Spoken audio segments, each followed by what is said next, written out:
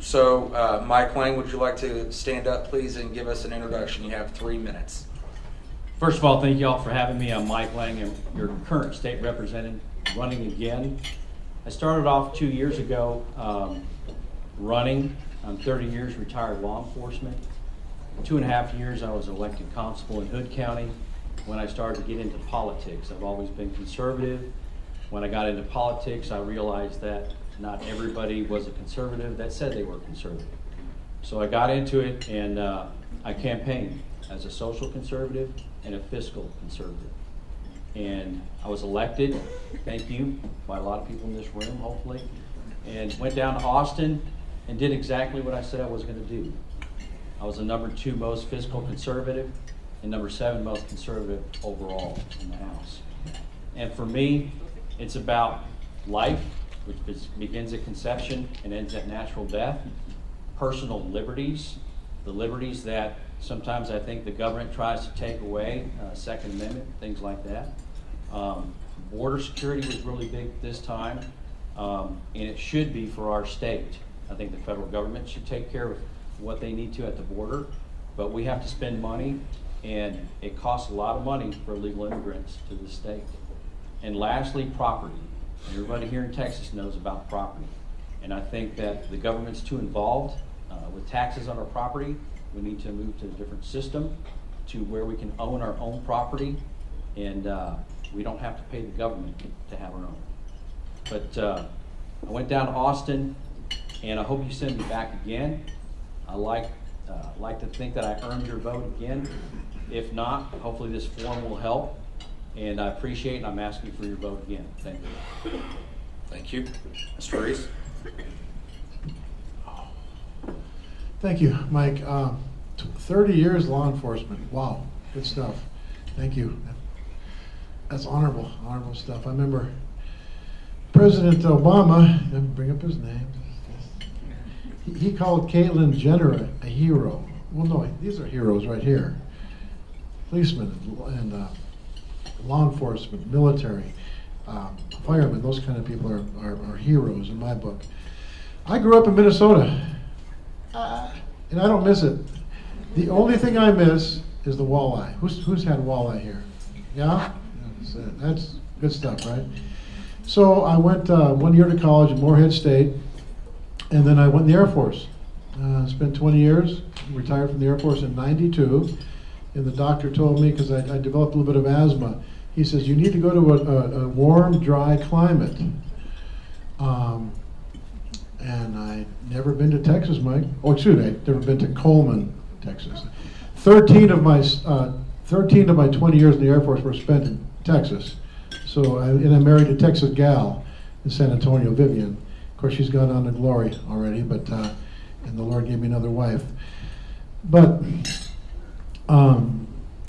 so then I retired from the Air Force in '92 in Coleman, because I had Goodfellow Air Force Base and Dyess Air Force Base right there for me.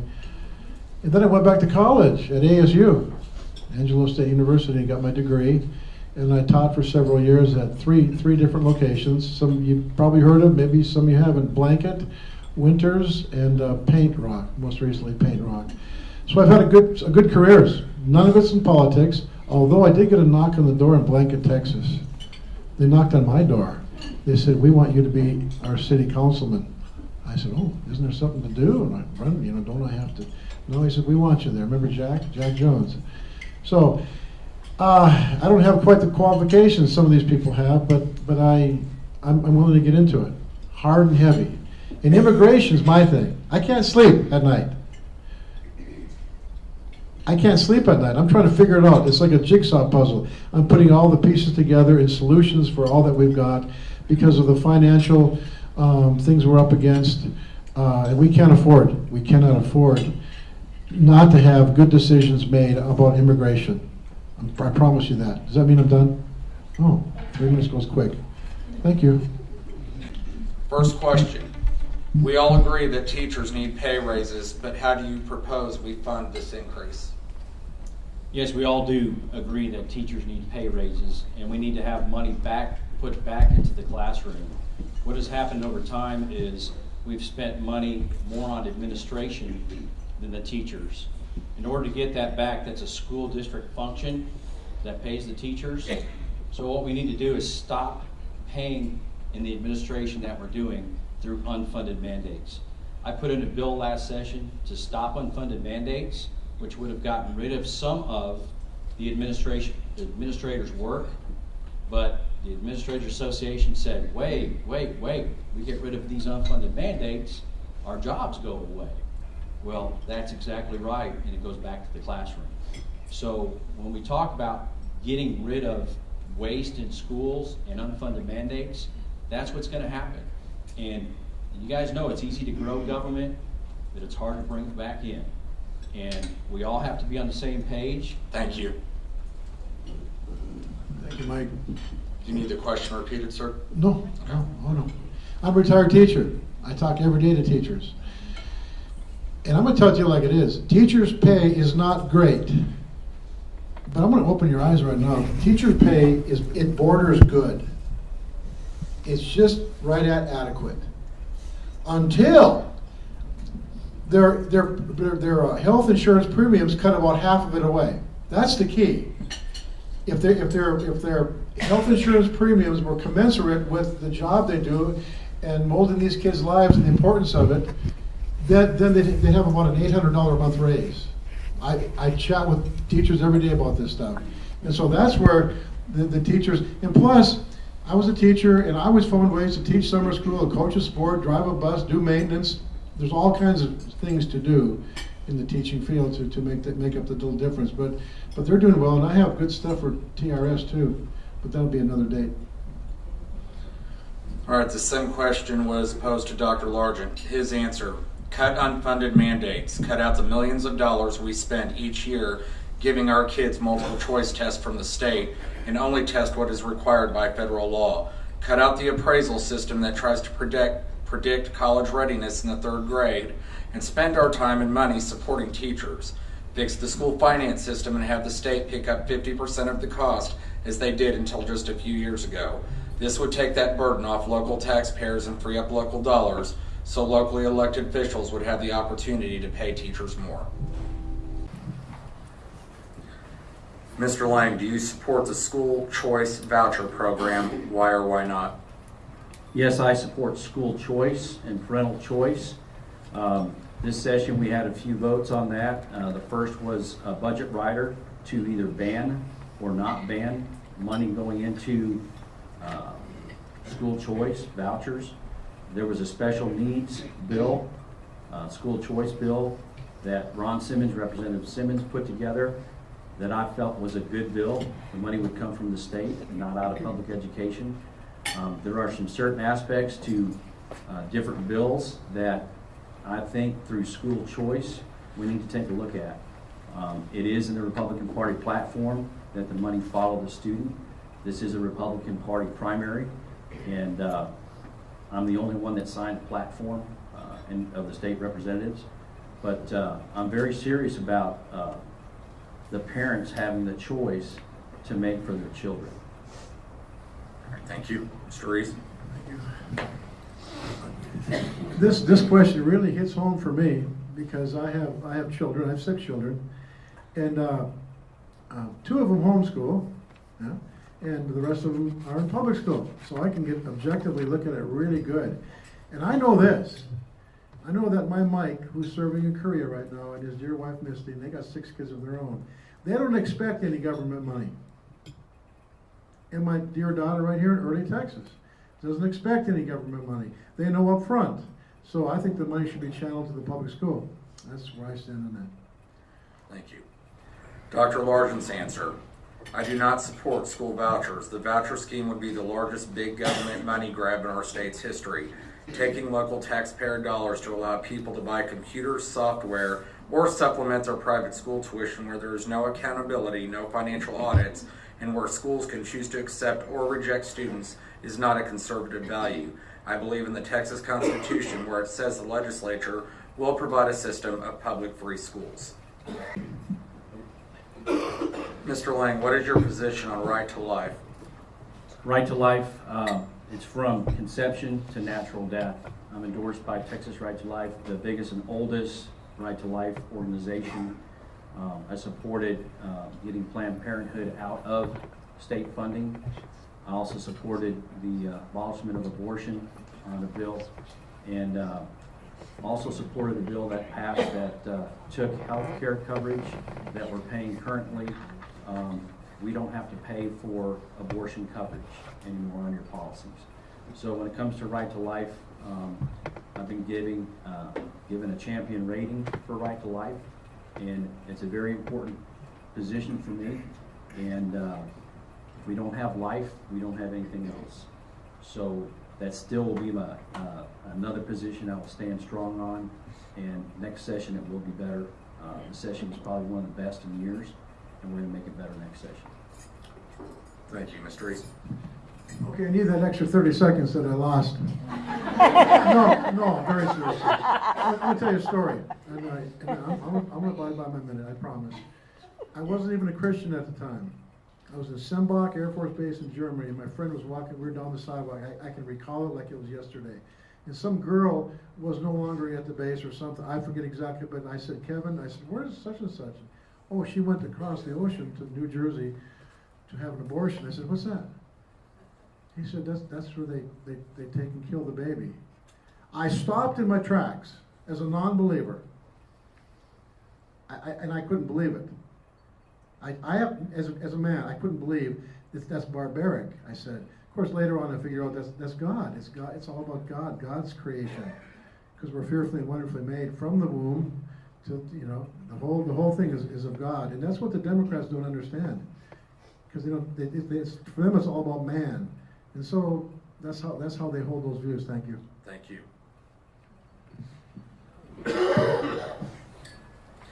Dr. Largent's answer.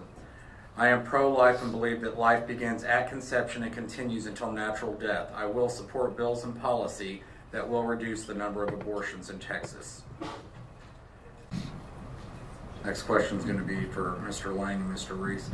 Just a reminder, folks, there are question forms on your table, because right now I have a handful for the county judge and not a single pink or yellow one, so help me out a little bit here. All right. Mr. Lang, Brown County recently had an election to allow Ranger College to annex the county, allowing for them to tax the property owners of Brown County and 2 others for operations of the college. What is your opinion on allowing such votes for possible annexation and increasing property taxes on property owners of the county? Okay, first of all, I have 8 counties and Rangers in Eastland, so that's part of our district. I came out against the Ranger annexation because of the initial 11% or 11-cent increase. I'm a taxpayer champion.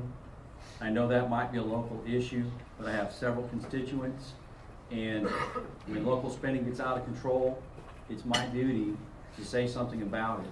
Now, your local officials can vote or not, but I definitely came out against it because that's another tax burden we don't need.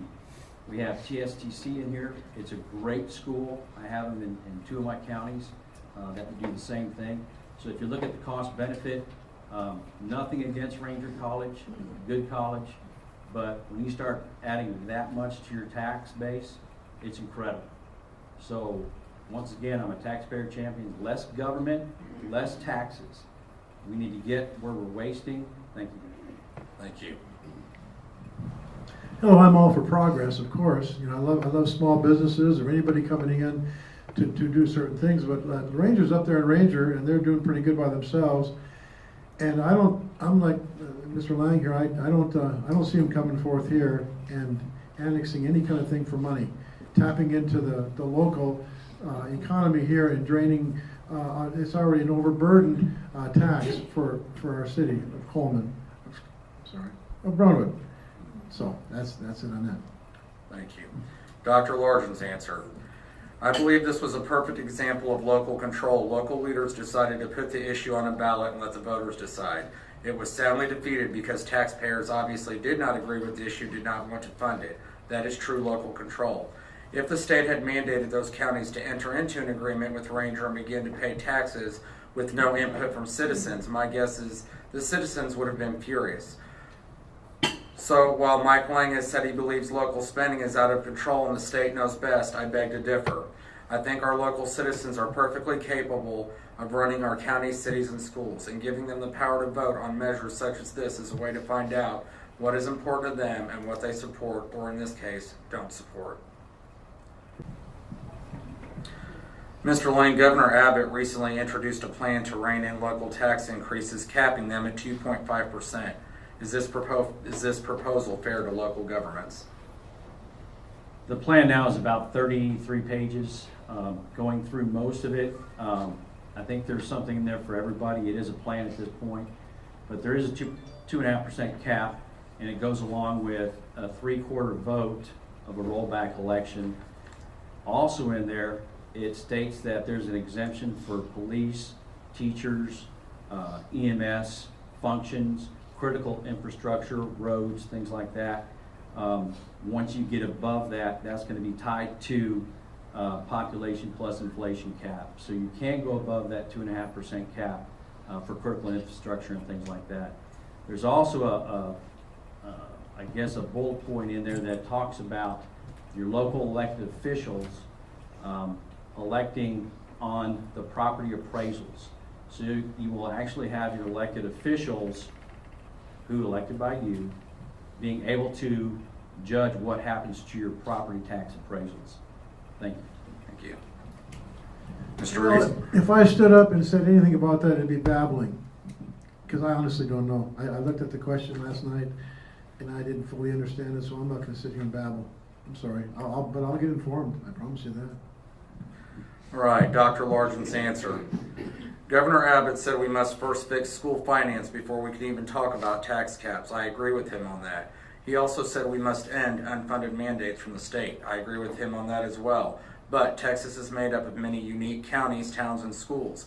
Each of them have locally elected officials who make their budgets and have to determine the revenue source to fund the budget. By tying the hands of those locally elected officials, you are setting them up for failure. I believe if you fix school finance and end unfunded mandates, taxes will go down and we will not need a cap.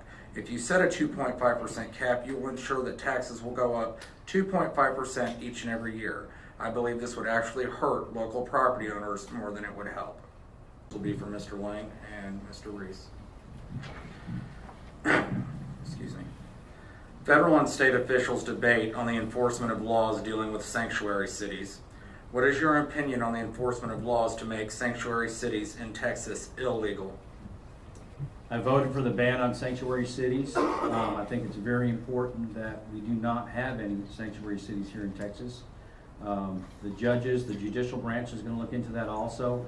But that's a big problem here in Texas, and everybody knows. We've got to secure the border, period. It's got to be secured first. Once we do that, then we can worry about people here on the visas, overstays, illegal. But until we secure that border, we're not going to stop anything. And when it comes to illegal aliens coming in, that's our county hospitals, that's our schools we're spending money on, that's our jails we're spending a lot of money on, almost 33% illegal aliens in jails. So there's a lot of money, a lot of our tax money tied to that, and the federal government needs to go down and secure that border. We've been doing it in Texas by ourselves. $800 million this session we voted for DPS troopers to go down there and to have electronic fences, if you would. Thank you, sir. Mr. Reese? Okay, I got some figures here. State, this is the drain that illegals place on our state. State welfare expenses, $2.9 billion annually. I got this out of the computer, on this official site. State medical expenses, $12.1 billion. State educational expenses, $44.4 billion. And we can ill afford that. Now, on top of that, we get these sanctuary cities. To me, they're not even American, because it's one nation. Hello, help me out. One under God. We want harmony, unity, and I'll tell you what. We got servicemen and women fighting overseas, and some of them come back in body bags, only to discover that California or certain cities are not letting the federal agencies come in and do their jobs. If you put me in Austin, I'm gonna rattle the cage. That's a promise. Thank you. Thank you. Dr. Largent's answer. I believe that if a person is found to have committed a crime and they are illegally in the United States, we should either deport them immediately or, depending on the crime, deport them after they complete their prison sentence. Either way, when criminals are found to be illegally in the country, they should be deported. I do not believe any city should declare itself a sanctuary for illegal criminals.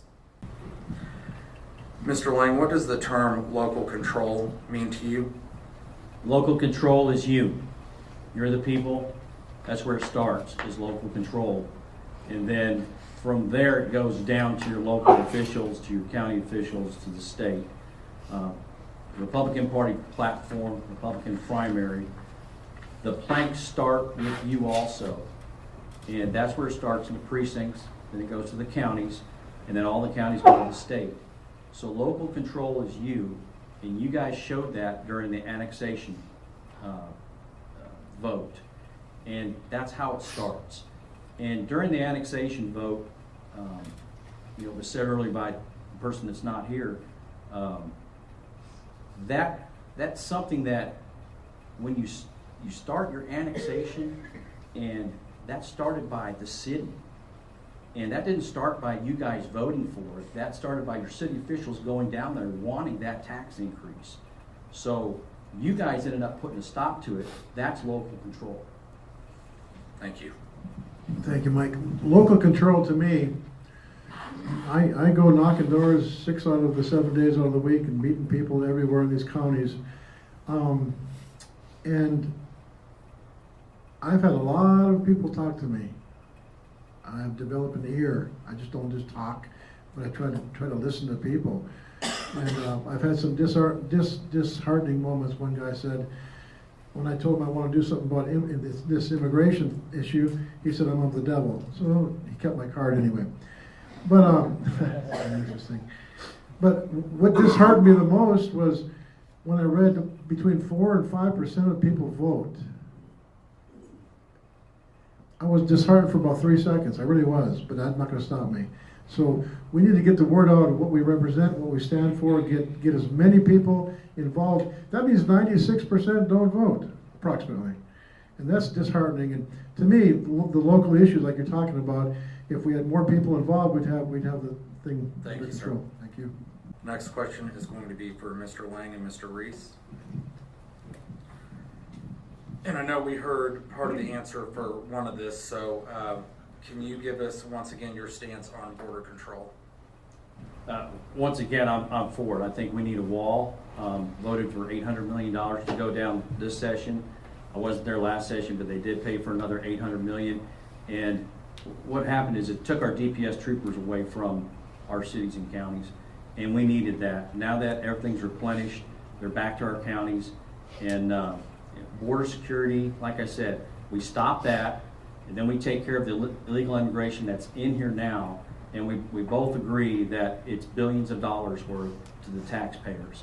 And without the federal government's help, thank goodness we have President Trump in there that wants the wall, and we need it on our borders. And I hope every one of you thinks the same way. That's the only way we're going to stop illegal immigration, and I'm not for amnesty, so we've got to stop the border first. Thank you. Thank you.